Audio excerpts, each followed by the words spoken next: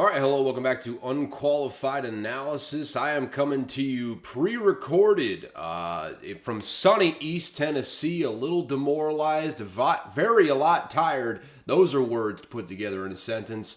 And you know what? We got a new episode for you this week. Free agency has cooled off a lot.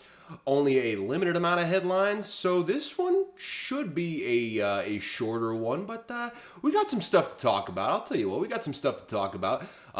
Before we get into it, March Madness, the SEC did terrible. Auburn lost. Tennessee's in the Sweet 16, good for them. They didn't have to play Mississippi State. Who else? Kentucky lost to Ballin' Jack Golke. 8 two-point field goal attempts the entire year. The dude was just raining threes over and over again. That continued in the tournament. He had, 7 in one half? 7 makes in one half against the Kentucky Wildcats. Had a fantastic first week of the college basketball NCAA tournament for the men's side. Women, it's South Carolina's going to win that damn thing, and Caitlin Clark's going to put up some big-time numbers until she faces off against South Carolina or someone of a similar talent. Well, another one seed, I suppose. Similar talent, again, it's South Carolina's to lose, so there's that, and nothing else happened. Mississippi State, we're gonna gloss over that. All I know is MSU won. That's a fact. MSU won.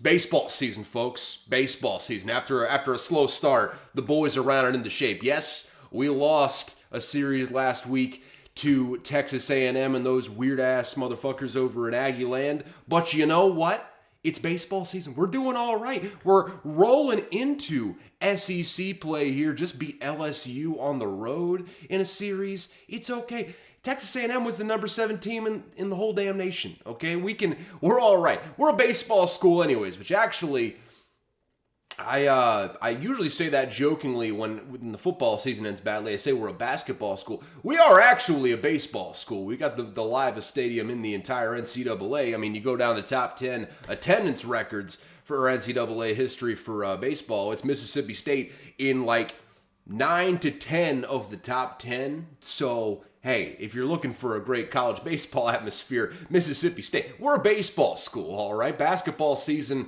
I think the women are still playing. They're in the WBIT, which don't ask me what that stands for. My best guess is Women's Basketball Invitational Tournament. Oh, I got no idea. They're still playing, though, but we're a baseball school. Softball team is balling right now. They just absolutely whooped up on a team whose name escapes me. I know it was in SEC play. Maybe it was Missouri. I don't know. All I know is the ladies are absolutely hucking the whatever the hell you call a softball in colloquial terms. They're hitting the shit out of that thing. I'll tell you what. They're doing a great job. Outside of that, though, yep, we're on to baseball season. That's for sure.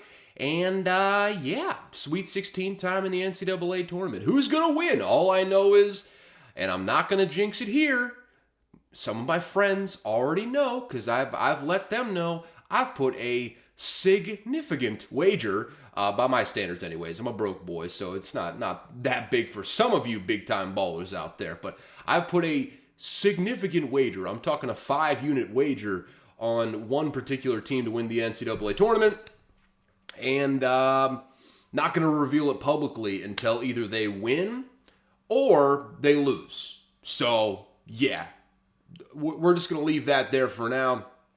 Either way, enough of the basketball stuff. That's not what this football podcast is about, baby. We're talking about NFL football. College football has slowed down significantly, though that post-spring window is shaping up to be a doozy. Actually, we do have one college football headline because it is just about the funniest thing that could possibly happen. It is so illustrative. That's the word of how absolutely screwed the entire system is right now, and how much it is in need of change. But with that said, I'm gonna take a quick gulp of this, In fact, I think I'm just going to polish this off. I'm really putting hurting on this this carbonated caffeinated beverage here. But I'm going to polish this off. Then we're going to get into some free agency headlines. Then we're going to get into some other headlines, and then we're going to get out of here in an hour or so. But here we go.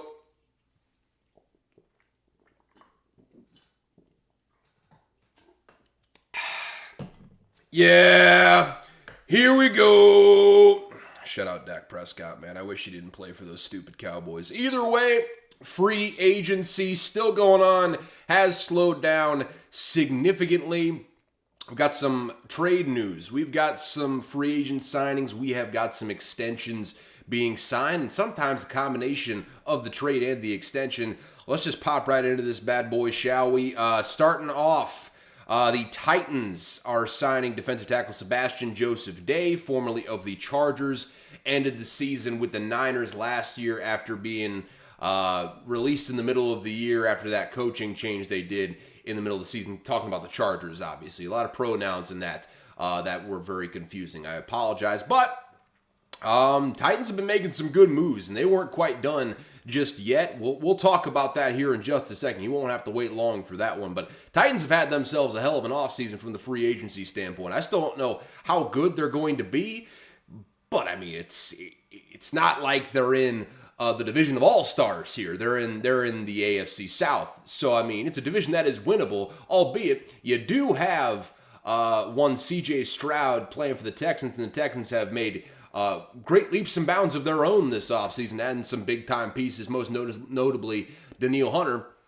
But Titans made a bunch of moves this offseason. I think they're going to be much improved this season if Brian Callahan is worth a damn as a head coach, which yet to be seen. He's got a high hill to climb to be an upgrade from what they already had in place last year in Mike Vrabel.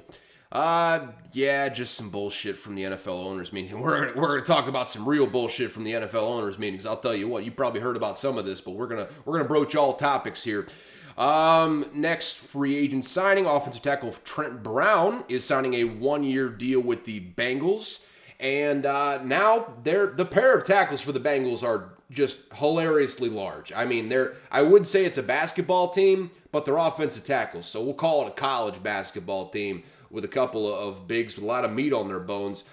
First off, at left tackle, you have got Orlando Brown, who is 6'8", 370 pounds, a giant of a man, a massive man. That dude is big. He's 250 back in the 50s. That's like 300 now. That's big.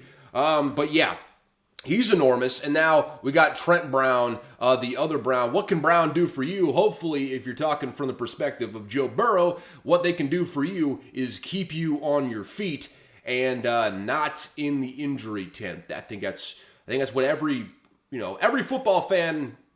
Yeah, I'd say every football fan, outside of many people in the AFC North. I know those scumbags up there. Love them to death. They are scumbags, and they'll tell you that for sure. Though, I mean, we're talking about.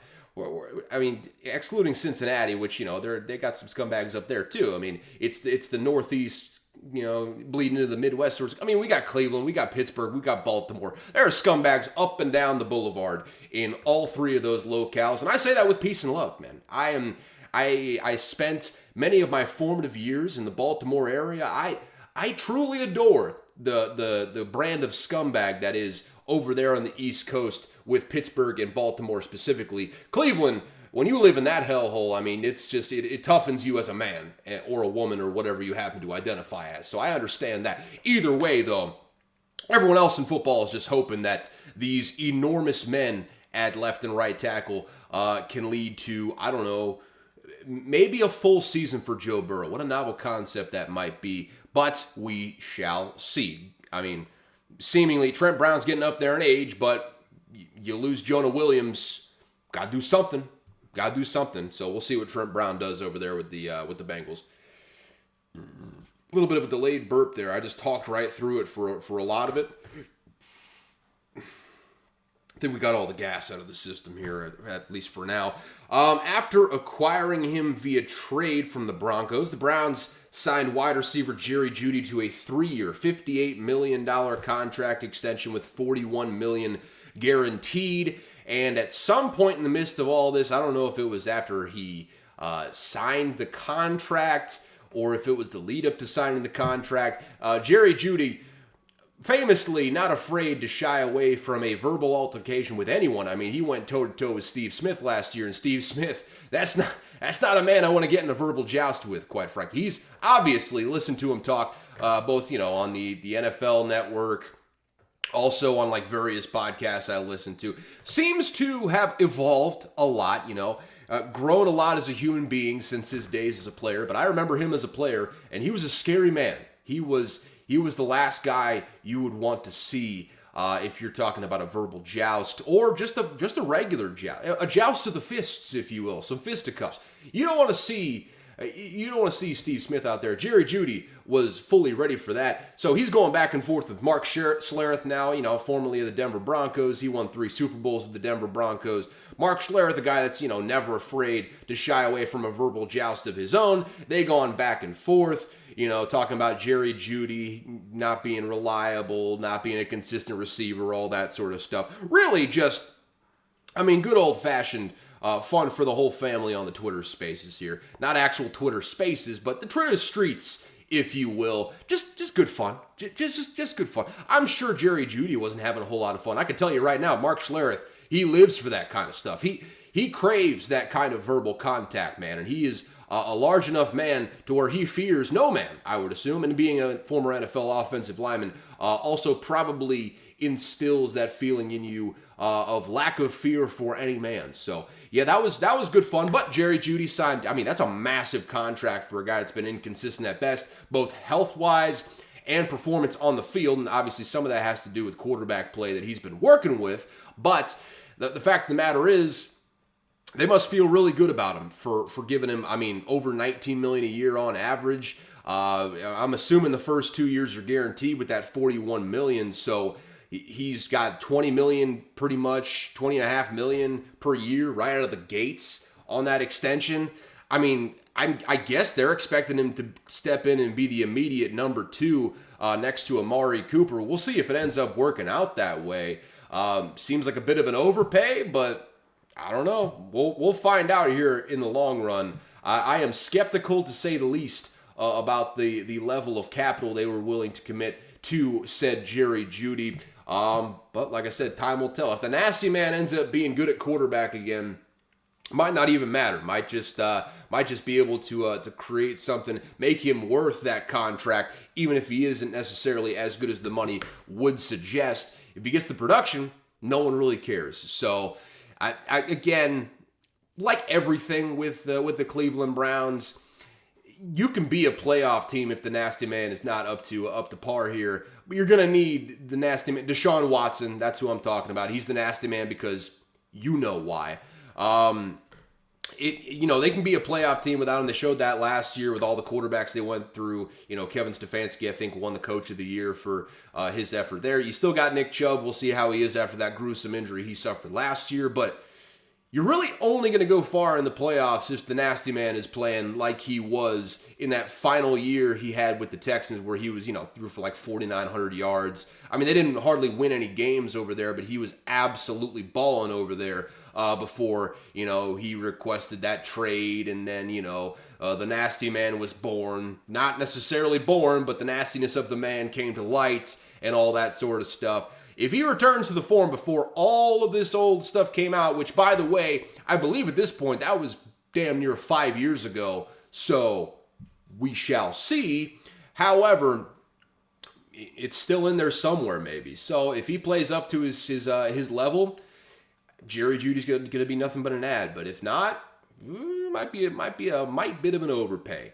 Either way, that happened. Got an extension for Jerry Jeudy. The Jets are signing former Chargers wide receiver Mike Williams to a 1-year deal worth up to $15 million. Don't have the guarantees on that. I would imagine they're fairly low for a guy, coming off a major injury last year, had high ankle sprain that he was dealing with the year before. Dude gets banged up. Doesn't miss a whole lot of games, but you can count on him missing anywhere from 3 to 5 games a year at this point. Big time jump ball, possession receiver, exciting player to watch when he is out there. and a guy that, hey, the Jets aren't going to, shy away from a guy like that. I mean, that's certainly, when you got a guy like Aaron Rodgers and he's on like a 1 or 2 year time period, you've got the defense they have on that other side of the ball with all that young talent that they're going to have to pay at some point here in the near future.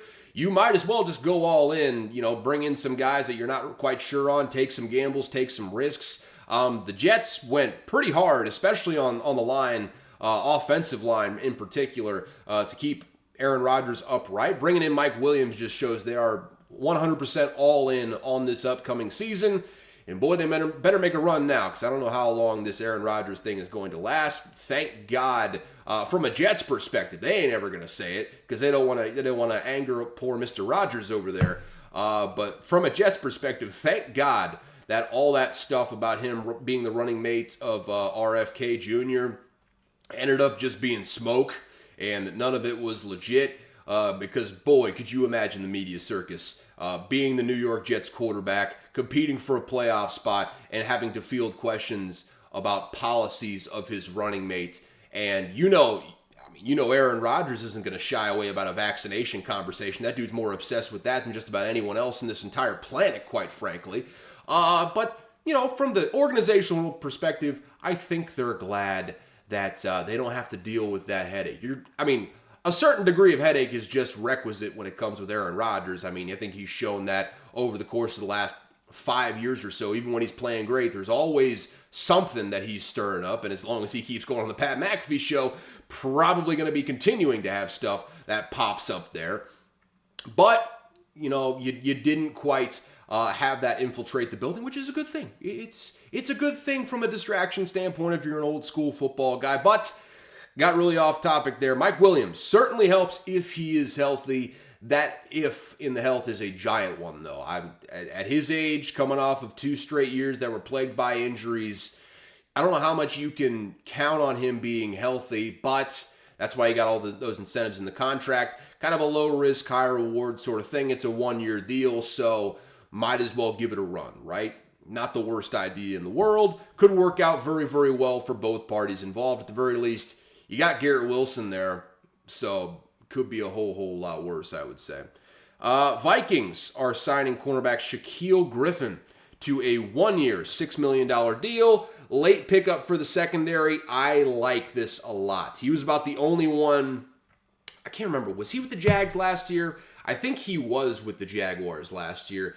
He's about the only one in that secondary worth a damn. He was either with the Jaguars or the Texans. I can't quite remember. If he was with the Jaguars, he's the only one in that secondary worth a damn. If he was with the Texans, the fact that he was forgettable is probably a good thing. It means he wasn't getting burned over and over and over again. See Eli Apple for how that can affect a reputation. But we got no one right now. We got Byron Murphy, Caleb Evans. Mekhi Blackman looked solid last year, but I don't know if you're necessarily going to put him on the outside. I think Shaq Griffin, you can put him on the outside opposite Byron Murphy, and you can run a little bit more of those man-to-man coverages that Brian Flores just kind of schemed around last year because we didn't have the bodies to do so. You still got Harrison Smith back there. Josh Metellus is an absolute weapon that you could just move all around. You can put him at defensive tackle, defensive end. Every position in the defense he played at least once last year, which is an insane statistic. But yeah, we got players that are like in the front 7 on the back end as far as the safeties are concerned. We need to get stronger on the outside, which doesn't seem like is going to be a priority at the top of the draft anyways. They're probably looking for a quarterback there. I would assume they're going to hit it fairly early on in the second round, maybe third round, whatever our draft capital happens to be, if and when we do move up for a quarterback there. As it stands, though, with all the stuff that we added in the front 7, adding Blake Cashman, adding Jonathan Grenard, this is another good pickup there on the outside, and it's really going to help because I think Kevin O'Connell and the weapons that we already have on the offensive side are going to, probably carry a lot of what we want to do offensively, even if we're just rolling with Sam Darnold, the quarterback, which I don't think is going to be the case for the long term. Probably to start, maybe for like the first month of the year. At some point, it's probably going to be a rookie starting in there, but Kevin O'Connell has shown he's been able to put together a really good offense basically every single year. Probably want to pay Justin Jefferson, but that is besides the point to what we're talking about right now. Good pickup there for Shaquille Griffin. I like that as far as what we're trying to do to build the team here. I say we like I'm in the damn front office. That's obviously not the case. One last thing, we got a trade here, and it was a big one. I told you the Titans weren't done here. The Titans are trading for All-Pro Chiefs cornerback L'Jarius Sneed for a 2025 third and a 7th-round pick swap in this year's draft. First reaction, I thought at the very least they would get a second out of L'Jarius Sneed. So this is a damn good deal for the Tennessee Titans, man. I'll tell you what. I mean, you're giving up a third-round pick isn't nothing. Like that's a potential starter you're getting there in the third round, depending on which position you draft for. Like basically, if it's not a quarterback, and even then we saw with Russell Wilson that can become a starting quarterback there. But all the other positions, you're drafting in the third round, like Mekhi Blackmon was the third rounder last year for the Minnesota Vikings, like we were just talking about. He played significant snaps for the Minnesota Vikings and played pretty well. I mean, you get guys like offensive linemen. Basically, yeah, like I said, every position outside of quarterback, if you're drafting in the third round, that's a potential starter right there. So it's not necessarily nothing, but it's also, you got to prorate that out. It's a third-round pick in 2025, not 2024. So you prorate that out, basically the equivalent of a 4th-round pick in this year's draft, which isn't nothing. It's not quite in that starter range you're looking at anymore, though. Basically, it's it's a hit and miss type of guy that you're looking at that spot, which could be said for just about any pick in the draft. But specifically, like 4th round or later, you're kind of throwing out flyers, just looking for guys with specific tools, specific traits that you're trying to bring in. Really, essentially, they got L'Jarius Sneed, one of the best corners in the entire NFL, for a bag of balls. And then once he got there, the Titans, and this is not finalized yet as of recording this, it's probably going to get finalized at some point this week, but reports are the Titans are giving L'Jarius Sneed a 4-year, $19 million a year contract. You do the math, that's $76 million. You didn't have to do the math. I did it for you. $55 million guaranteed. That seems to be one that they were very specific on as far as the guarantees are concerned. And this is Schultz, Jordan Schultz report, and he's been wrong a bunch of times. So take it with a grain of salt. That seems to be where it's going. It seems like everyone's kind of in consensus that the Titans are going to get an extension done with L'Jarius Sneed here. But they locked him up for the long term. The Titans have been making big moves this offseason in preparation for year one under the Brian Callahan regime. And I'm telling you now, I mean, they added some offensive linemen. They're still a little bit away from having a legitimately solid group, but they've given Will Levis some help on the upfront portion. Signed Calvin Ridley in free agency, so you got yourself a new number 1 wide receiver. We'll see if Treylon Burks ever comes along. He's meandering into bust territory if he's not already there, but they're going to need to see a big leap from him in year 3. Weapons-wise, they're not doing great, quite frankly, but added some good offensive linemen, added a bunch of defenders to make up for, losing Azeez Al-Shaair. You got L'Jarius Sneed in there now, though. Got a bunch of other players there on the defensive side. Basically, and you got Brian Callahan's father, Bill Callahan, as the offensive line coach, who's one of the best offensive line coaches in all of football. So I would imagine in the first round, probably going tackle. If it were me, and you got the guy in place there like Bill Callahan, who has been known to develop really quality offensive linemen throughout the course of his illustrious career, and lost my train of thought there for a second. If you got that guy in place, it seems like a good situation to bring in a guy where, might be a little bit of a project, but has all the tools in the world. Maybe it's a bit of a reach there at the top of the draft, but why not swing for the fences? Go with Amarius Mims up there, dude. He has some freakish measurables. We talked about it when we were covering the combine here a couple weeks back, but the dude, he can move very well. He's got freakishly long arms. Crazy height, movement for a guy of his size. Doesn't have a whole lot of snaps under his belt, but he went to a school with a lot of offensive line pedigree with Kirby Smart's Georgia. Why not bring him in? Let him learn under Bill Callahan. I think you might have a legitimate star on your hands if you get him in your program. Whereas, yes, Joe Alt's a little bit more polished, probably won't be there at that point when the Titans are picking. Olu Fashanu will probably be there, but, it seems like he might end up being moved to guard. Very athletic, very complete prospect. You got two guys right there in Alt and Fashanu who are very complete prospects. But when you got a situation like you got for the offensive line to kind of mold and develop, why not swing for the fences? Maybe it's a little bit of a reach for sure, but why not swing for the fences? Go get Amarius Mims or someone of that variety. and bring him in, try and make him into a star. I mean, it's not like the tackles he got in place now are all-stars. I mean, they just cut Andre Dillard, who they just signed a free agency last year, and I mean, they took a cap hit for that because of how bad he was. It can't get a whole lot worse from what it was. Sure, I mean, bird in the hand, worth two in the bush, yada, yada, yada, all that sort of stuff. Why not swing for the fences, though? That's why, I mean, some might hear swing for the fences and think, I'll go with a wide receiver. It's an incredibly deep wide receiver draft. They can come back in the second and third round, get wide receivers in both rounds, and now they're already looking good at that point. At that point, in the second round, there's a chance that Xavier Worthy is there, though I have a sneaking suspicion he won't last the back part of the first round. I mean, maybe A.D. Mitchell is there. That's a good possibility. I mean, Xavier Legette probably going to end up falling into the second round the way it's shaping out right now, and he absolutely torched SEC defenses all year. I mean, last 2 years he torched SEC defenses the whole time at South Carolina. Love him as a prospect. I mean, there are Lad McConkey, for God's sake. He's probably a guy that people were talking about around the combine, but I don't know if he's going to sneak into the first round. You're going to have a lot of options, is what I'm saying, at wide receiver to forego in the first round, getting a wide receiver, especially up high. Swing for the fences, get Amarius Mims. I think that puts you in the best situation, assuming that Will Levis ends up being good, which it's a big assumption. That's a big assumption. I've yet to be completely sold on him. He hucks the hell out of a pigskin, man. Very intense guy. Yet to be seen if he's a starting level NFL quarterback, but you're going to find out. You're going to find out. And the best way to do that in order to put him in the best situation is to protect him. So yes, go with Amarius Mims. I would even be okay with getting Fashanu or Alt if either of those guys are still there. But if it were me, swing for the fences. You got a great situation to put a young lineman into. Go out there and get Amarius Mims as far as I'm concerned. It's a reach, like I said. I think he's kind of projecting like mid-first round right now. But with his tools, he could very easily be an all-pro in a couple of years, man. If he gets into the right situation, has the right coaching, he could be an absolute perennial Pro Bowler for years to come. If he gets the right things to succeed at the next level, I legitimately think he has that with the Tennessee Titans. So just a thought.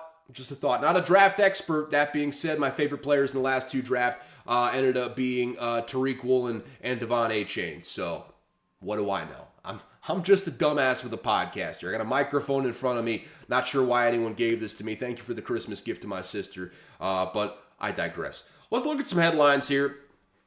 First and foremost, things I missed.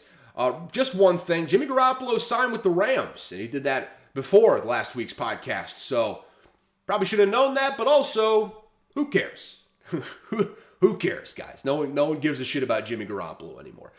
Anyways, we got 3 headlines here. That's what I'm counting. 1, 2, 3 headlines here. Actually, 2 of the 3 are college football. So we got some good college football action going on here. First and foremost, Clemson has they filed a separate lawsuit against the ACC to what FSU already did. So now we got 2 teams in the ACC suing the ACC. That was a confusing sentence to put together there, but I digress. So let me just read through the prayer for relief. I don't know if that's a legal term or whatever. This is essentially, in summary, what Clemson is asking for. So I'll just read this word for word. Could take me a second, but we'll get through all of it, and it'll give you a better idea of what Clemson is looking for compared to FSU. Wherefore, fun legal term there. Wherefore, Clemson respectfully requests that the court enter a declaratory judgment declaring that the GOR grant of rights agreements are limited. By the way, grant of rights agreements are the deal that they have with ESPN. It's like the worst deal of all time for the ACC. I digress. More on that in just a second. Are limited to only those rights needed to perform the ESPN agreements, and that the media rights Clemson granted to the ACC did not include any Clemson games that are played, that are played after Clemson ceases to be a member of the ACC. I'm staring at the camera here because that last part is something you should be focusing on as to the crux of where this lawsuit is going. Number 2, enter a declaratory judgment declaring that Section 1.4.5 interesting declarative there, an interesting possessive, but I digress. Withdrawal penalty is void as an unconscionable and unforeseeable penalty, unenforceable, very foreseeable, quite unenforceable penalty, the enforcement of which would violate public policy, and Clemson is not required to pay the withdrawal penalty. Again, seems to be a theme here. 3, enter a declaratory judgment declaring that Clemson does not owe any fiduciary responsibilities, basically acting in the best interest of a client, the client one being SEC, that's what fiduciary means, to the ACC, and has not breached any legal duty or obligation it might owe to the ACC by filing this lawsuit. Those are the 3 demands. And essentially, so 1, that just means if Clemson leaves the ACC, the grant of rights doesn't prevent Clemson from having their games broadcast on ESPN. That's essentially what I gleaned from that legal mumbo-jumbo there. The second one basically just says that they're asking the court for a declaratory judgment, using their own words there, that the penalty, the financial penalty to leave the ACC is not enforceable because of state and local laws. So they're basically saying we want to leave the ACC for free.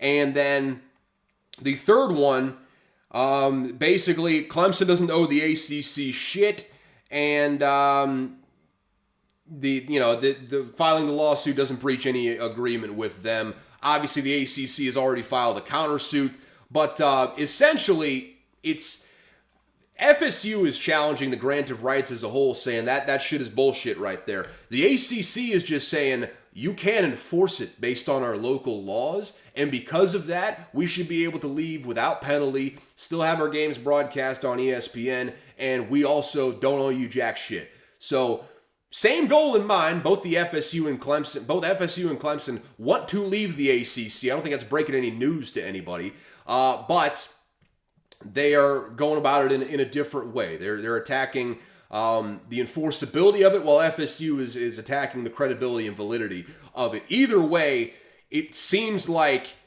we're starting to see those cracks. That's, it's obviously different than the Pac-12. The Pac-12 was looking for a media rights deal. They were in the process of trying to find a media rights deal, and all the numbers they kept coming back with were just not good enough for the member institutions when they can go to the Big 12 or, the Big 10, which, obviously it gobbled up the vast majority of those Pac-12 teams, where they could get more money out of their TV deals. It's a little bit different, but you're starting to see those similar cracks where it's not all dissimilar in the TV money, because, like I said, the ACC deal with ESPN is one of the worst deals of all time for the ACC. It's like a 14-year deal. They were like 5th among the 5 power conference institutions.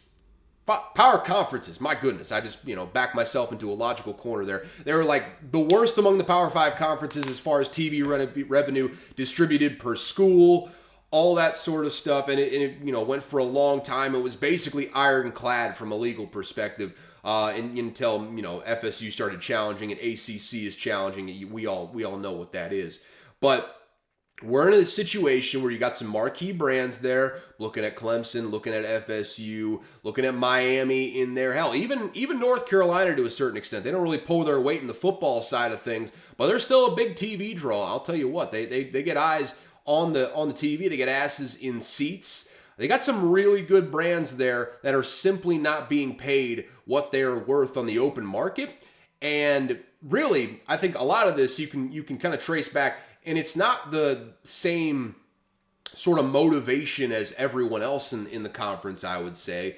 But FSU going undefeated in the regular season, winning their conference championship in the ACC, having a Power 5 conference champion that is undefeated and being left out of the college football playoff kind of precipitated all this. And I said it when it happened in the college football playoff selection, and frankly, I thought the committee did the right thing. And hell, Jesus Christ, Jordan Travis was it. I don't know why I always forget his name. I don't know why I always think of calling him Travis Rudolph. His name's not Travis Rudolph, it's Jordan Travis. But if they had Jordan Travis in there, I think they end up making the college football playoff, and maybe this is all kind of a moot point to a certain extent.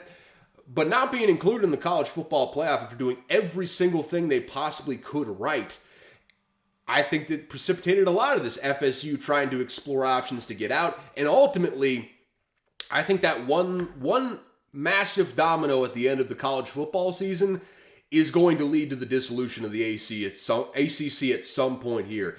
And one thing to watch out for, this was pointed out, I can't take credit for noticing this. This is just pointed out to me by the great Josh Pate. Go listen to Late Kick, great college football show. It's where I get a lot of my college football news and opinions from for the most part. He pointed out, though, ESPN holds all the cards here. Not only do they just re-up with the college football playoff the next 8, 9 years or so, it's through like 2032 that they have the college football playoff. So they hold those cards for the, crowning the national champion. They also hold the keys to the ACC in this grant of rights because within the next year, I believe that the deadline for the option is like next early spring at some point.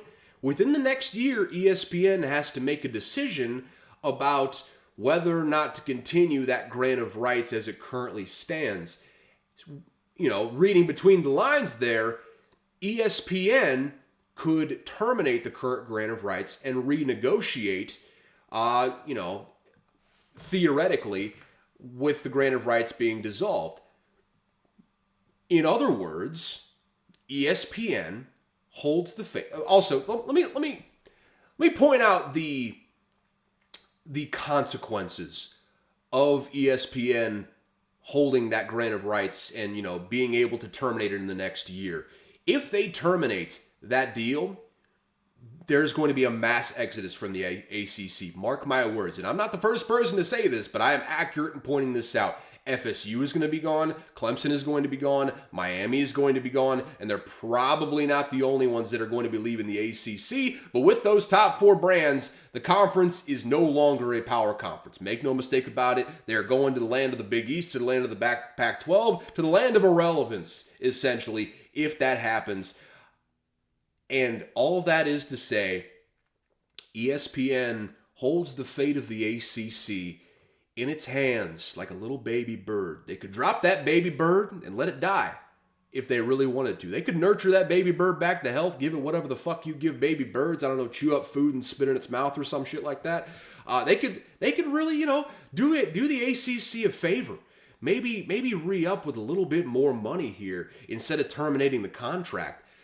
Or they could terminate that contract and fast forward to the super conference era that I think we all believe is coming. And I think there's a good chance the ESPN powers that be decide, okay, let's blow this thing up and fast forward ourselves to the new era of college football. And if that happens, if the ACC does implode like a dying star, go full supernova and explode its gases across the galaxy, so to speak, of the college football universe, galaxy and universe don't go together, but shut up, okay? I thought it was a good turn of phrase there. If that does happen, the thing I am looking at is who gobbles up the scraps. It's going to be a combination, obviously, of the SEC, the Big Ten, and the Big 12 picking up the sloppy seconds. We all know. They've relegated themselves to the third best conference. Someone's got to be it. It's a way to survive. I understand. They had the pure want to say, we are not dying, and I respect the hell out of that. So, with that said, I'm very interested to see what teams go where. I have a pretty good inkling, I have a pretty good feeling that, FSU, Clemson probably would end up in the SEC. But we're just talking regionality now. I'm not sure regionality even plays a part in it. I mean, USC and Washington and Oregon, for that matter, are playing in the Big Ten this upcoming season. So the regionality is dead pretty much. However, I would be interested to see what combination of those big brands goes to the Big Ten, goes to the SEC, and which leftovers go to the Big 12 when it's all said and done. Fascinating. We're probably looking. I have a feeling, and I could be totally wrong. It's just a big hunch of mine. This feels like something that's going to come to a head over the summer. I don't know when. I don't know how. Some final domino is going to fall on the ignition switch, and the fireworks are going to start. don't know when, don't know how, but I have a feeling we may see the ACC fully dissolve right before our very eyes before this next football season. I've got a sneaking suspicion. Again, that's no inside knowledge that informs that opinion.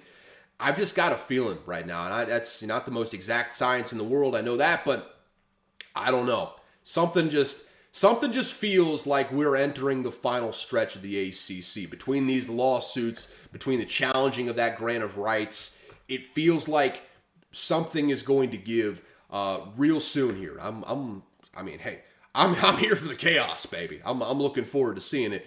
I hope the sport comes out at least all right. It's not going to be better than it once was. I think we've firmly passed the point of no return on that one.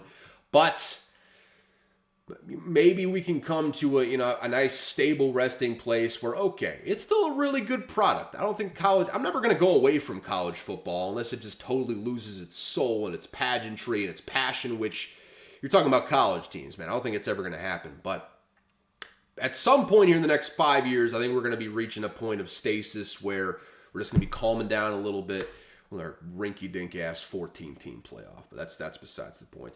Time for me to bitch about some more stuff. But this is just a hilarious story, guys. I mean, follow this.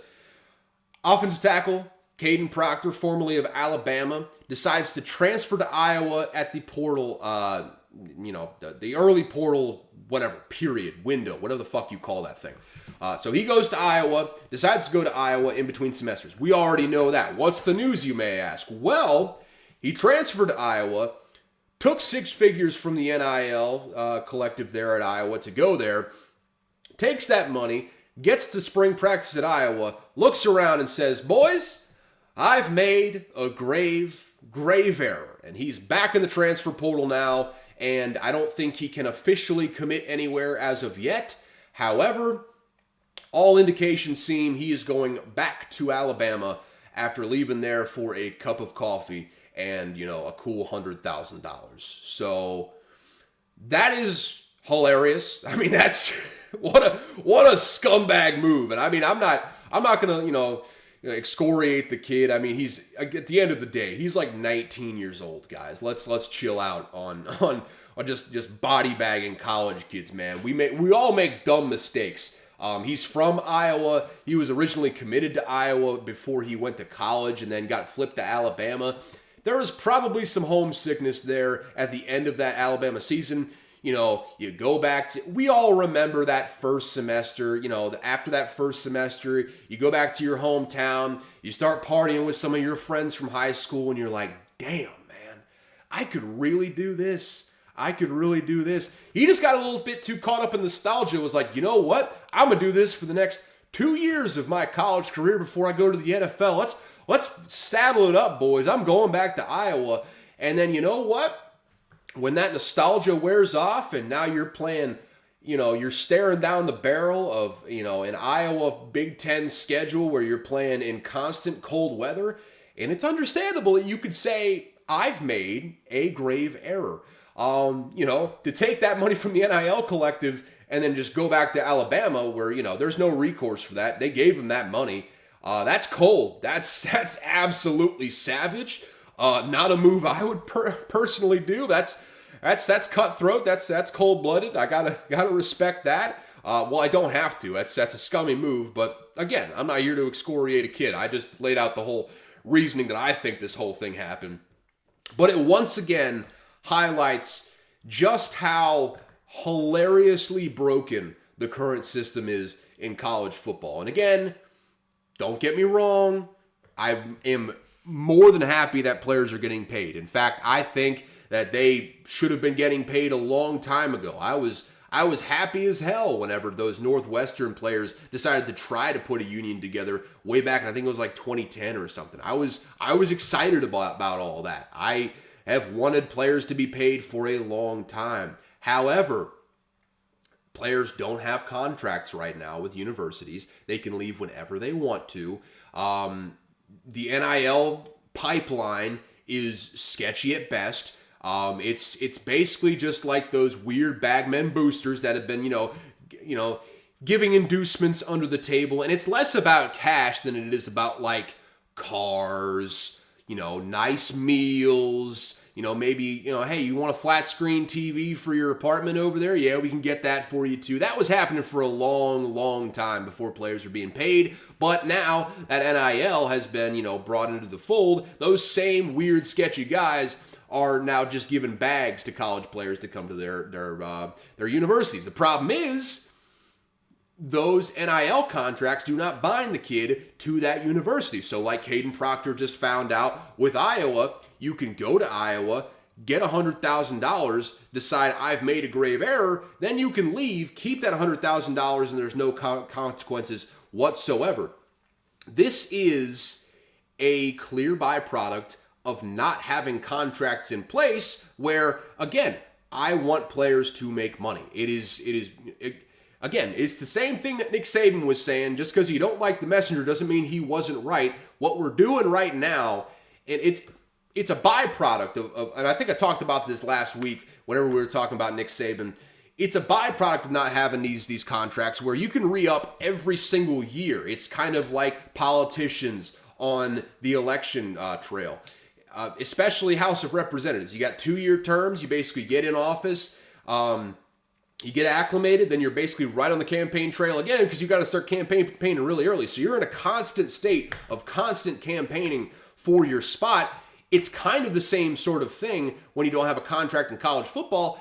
You're just looking for that next bag every single year. Can I upgrade what I'm making in the NIL collective? Can I go someplace that's going to give me more NIL money and better playing time? All that sort of stuff kind of comes into play here when you're talking about the NIL streets right now. And as a result, it erodes the culture of organizations. It erodes, team camaraderie to a certain extent. Everyone's looking out for their own interests at all times. When there's no incentives for kids to stay at one school for a long time other than we're going to get you a good education and we're going to develop you.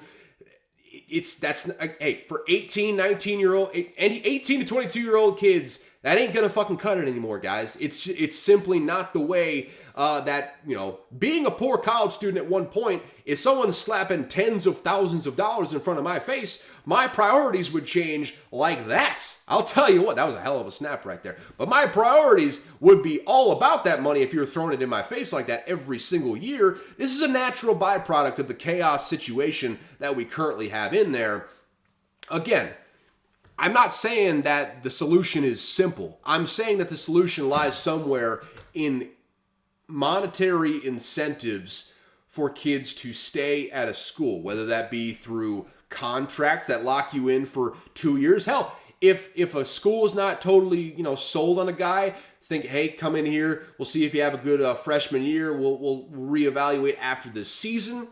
Maybe you sign that guy to a 1-year contract. But, the 5-star guys, 4 or 5-star guys you think are going to be corner pieces of your program going forward, you sign them to 2-year deals, 3-year deals, whatever you want to negotiate for that player.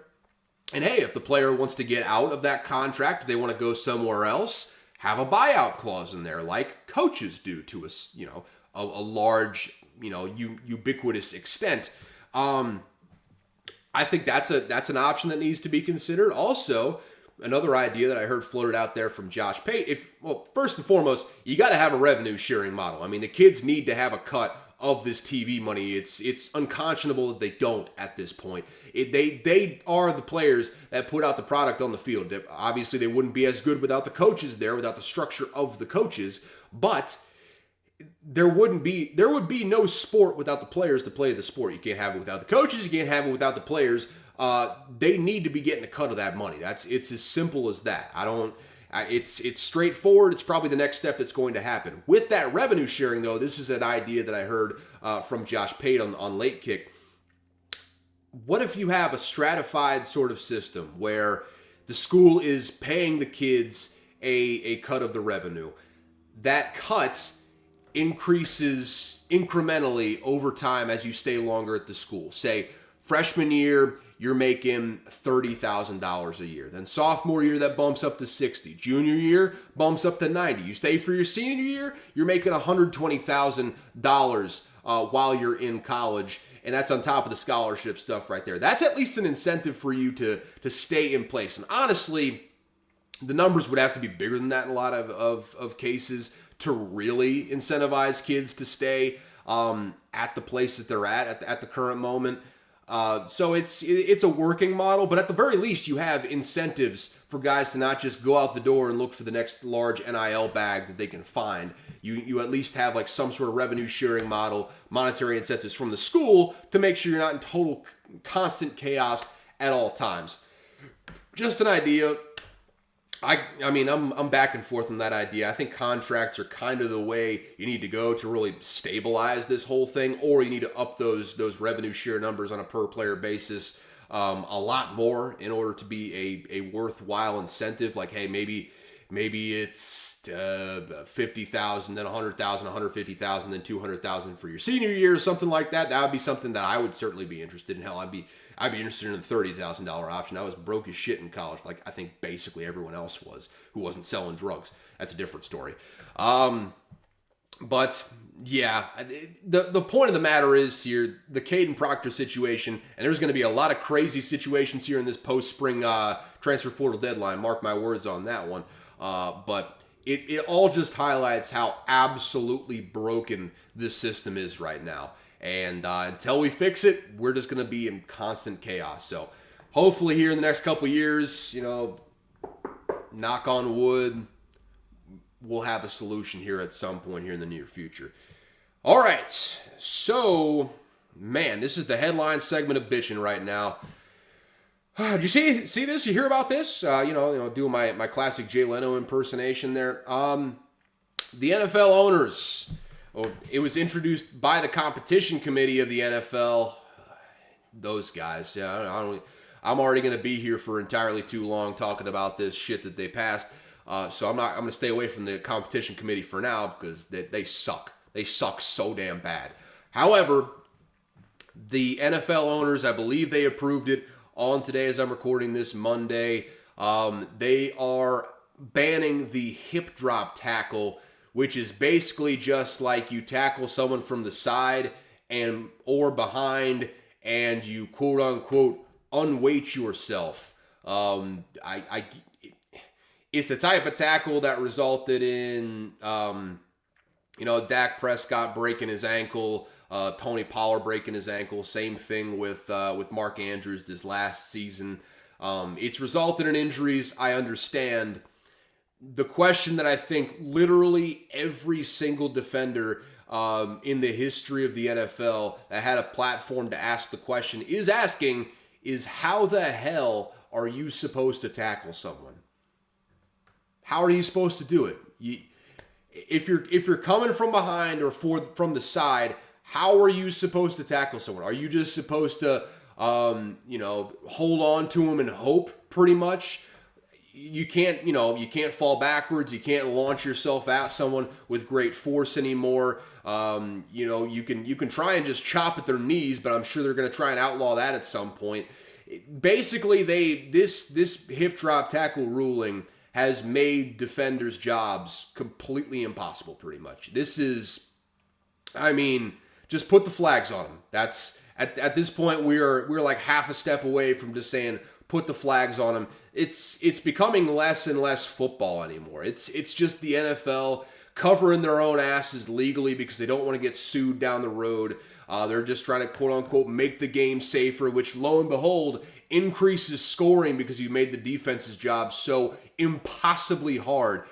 I don't know how any defender is ever going to feel comfortable just doing their jobs on a daily basis. It's ridiculous. It's one of the dumbest rule changes I've ever heard, spearheaded by the worst of the nerd community. There are some great nerds out there. Mina Kimes in particular, great nerd. Love Mina Kimes. Bill Barnwell, hit and miss on him. Sometimes he's the worst of the worst nerds. Sometimes he's a good nerd. But by and large, he is a good nerd, so we'll put him in the good nerd category. There's a lot of good nerds out there. There are some absolute dork, nerdy dipshits when it comes to playing football that just look at numbers and say, oh, it's 25 times more likely on this made-up tackle that we put in there that someone's going to get hurt. How do you want anyone to get tackled? Newsflash to everyone, man. Football's a fucking insane sport. It's illogical to play the game of football. And this is coming from someone who loves football, who also, by the way, quit in high school because I had so many damn injuries and I was better at something that wouldn't get me injured all the time. So I was lucky enough to have that option to not get continually injured and be bad at the game of football. So I went in some other direction. It is an insane sport to play. You are literally, and I mean literally, never, ever, ever, ever, ever going to make the game fully safe. It is a violent, just insane sport to play, and we love it for that. We absolutely love it. We've turned a blind eye to it for a while. Some people like to put their head in the sand and say, hey, we can make this game safer, all that. And you know what? I understand taking the head out of the game. That makes a lot of sense. The long-term brain implications of that are absolutely horrifying. You still didn't totally do it. There are still going to be players playing right now that are going to have severe CTE, that are probably going to have, terrible stuff that happens to them, that they end up doing to their family because they just don't have control of themselves anymore. You're going to have terrible things happen as a result of brain trauma. And you are, no matter how many dumb rules you put in place, that's never going to change. And the same thing with these injuries. You can take away this hip drop tackle if you want to. People are still going to get catastrophic injuries playing football because it is an insane, violent, gruesome sport which we love to watch. It's that paradox there, man. It's violent. We know it's violent. It's insane, but we absolutely love it at all turns. But we want to deny. We want to say we can make this game safe. We can make it safe for everybody. We can prevent all these injuries if we just keep tweaking the rules. No, what you're doing is you're slowly killing the sport that everyone, most people in America, most is doing a lot of heavy lifting there, but the most popular sport in America that people love, you're taking away the things that people love. You're catering to the casual fan that, ooh, big scoring numbers, long plays, woo, I love to see that. The people that actually like football, the people that are watching it day in and day out, you don't give a damn about those people. And I know that because all the people that watch football on a day in, day out basis fucking hate this rule change. Absolutely despise this thing being outlawed. Again, I've been rambling here for probably too long at this point. I'm getting myself all worked up. I'm already tired, so I'm already irritable. So it probably, comes across in the way I've gotten progressively more aggressive at denouncing this rule change. I just, I'll end it off by saying, again, asking the question, what do you want a defender to do at the point of attack? You want him to get run over?